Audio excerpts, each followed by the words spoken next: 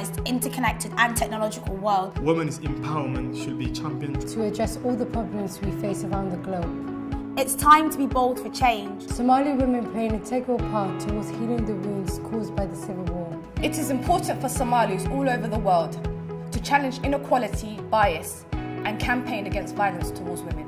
It is also important to celebrate Somali women's achievements and to champion Somali women's education. With prolonged violence and government institutions weakened due to the practice of clan politics, Somali women face multiple disadvantages in the social, political, and economic sectors.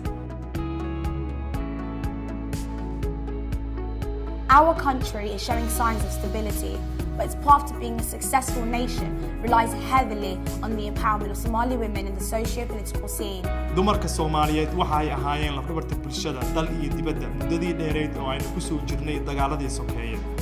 We believe that Somali women have an essential role to play within the political, social and economic arena. And more specifically in the reconciliation and peace processes. It is important for all Somalis to ensure that Somali women's contributions are valued equally. We need to challenge inequality against women. it is time to be bold for change. It is time for Somali women to play a fundamental role in Somalia. Hooyo waa hooyo.